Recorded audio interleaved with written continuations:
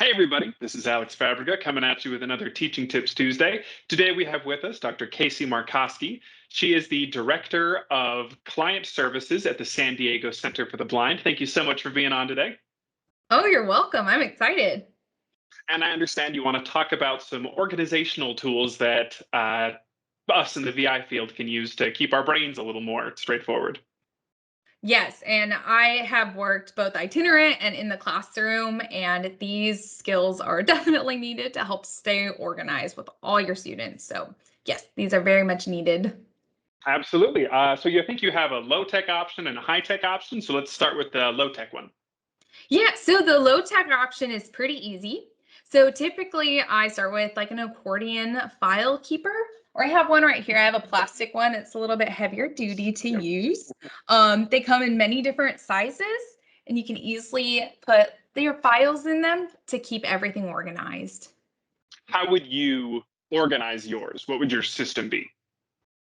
So I typically start with my students' names and grow from there. So some students who are in high school may have their own accordion file to themselves, and some of the kids who are younger, or if I have a smaller caseload, they may all fit in one.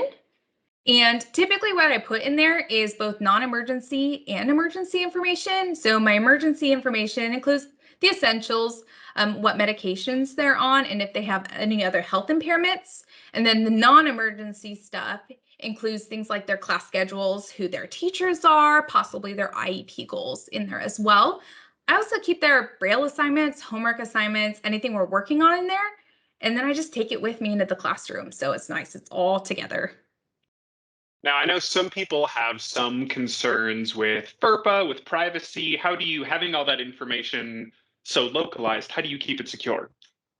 Yeah, so typically what I do is I create my own student ID for my students. So some of us may use the first and last initial. You can also make up your own, nobody knows. And then your labels inside your accordion file will just have that label on it. And they also sell accordion files that are lockable with a key. And so if that's what you're wanting to do, you can. But for the most part, it stays with me. And when I go inside at the end of the night, I take it inside with me. So it's with me at all times. Because you take it out of the trunk of that car. All right, well, that makes a lot of sense. Let's move on to your high-tech tip. Yeah, so my high tech tip, there's many free sources online, but the one I'm going to show you guys today is using OneNote. There's also another program called Evernote that is very similar to OneNote, but the format is still the same, very similar to my accordion file system. So on here, you can create your own notebook name. You can have each school district can be its own name, or your caseload or your classroom. Then you can put your students' names here in their own tab. So I have student A. And if you want to personalize it, student A tab is blue.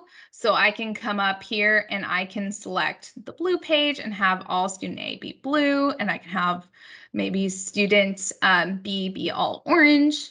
And it just gives it a way to keep everybody organized. I also have tabs here on the right that stay within the student tab. So I typically put my IEP goals in here just to keep myself on track with what their IEP goals are. I also find it's very important to keep their class schedules in here because, as we know, we have so many students and we have different classrooms to go to. If the blank template is not your style, you can switch it to lined paper or even grid, whatever works for you and your style.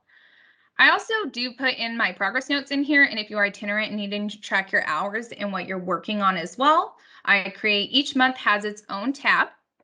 And then within here, I can put in a grid to put in my dates, hours, what I worked on, and a brief summary. I can put my little reminder for my goals in here as well. And it looks like you can type and move stuff just about anywhere you want on that page to match the flow of your brain. Yeah, it's all customizable, which is really nice, and you can fit it to your style. I also have a separate tab for emergency information here. That way I can get to it easily. And I have the corresponding students in here, and I will put in important information like contact information, what medications they're on, and if they have any other health impairments, so that if I'm around when there is an emergency, I have it all right at the ready. And what's nice is that this platform is a live document. So I can open it on my laptop, I can actually have it on my iPad, and I can have it on my phone as well. That is very convenient. I really like how nested it is. You have that first big tab that currently says practice notebook, and then students, and then separate tabs within those students. You can really nest information in a lot of creative ways. Yep, and it keeps all my students organized, and there's not a limit I currently found for how many tabs you can have. But typically, if I'm seeing like 3 students in one school district and 2 in another, I create their own notebooks so that I can keep this all organized and straightforward. All right, well, that looks very useful. Do you have any last general words of wisdom for the TVI O&M on the go? Yeah, I find that the best way to keep organized is to find time to focus. I worked in a classroom, I worked on an itinerant all over. You're often finding that you're working at home or you're in your classroom and people are calling and stopping by. And I find that it's really important to go to a coffee shop or maybe a small bistro like Panera Bread to have that focused time. Bring your iPad, bring your laptop, and just get your notes done. Turn that phone off. It's really important to find that time to get done with no distractions. And I promise you, just doing a little bit every week, you'll stay on top of it. Absolutely. It is so easy to get bogged down in all that non-teaching part of being a teacher. All right, well, I have one last question for you. What is your favorite part of your job? That's a good question. I love learning. I love the aspect of learning. I love watching my students, regardless of age, catch on to something and learn it, and they just light up and are so excited, and things we think that are so simple or we take for granted, they just get so excited about. And I just love that process of learning and being a part of that journey with our students. It's really exciting. Absolutely. Well, thank you so much for being on with us today, Dr. Markoski. Thank you.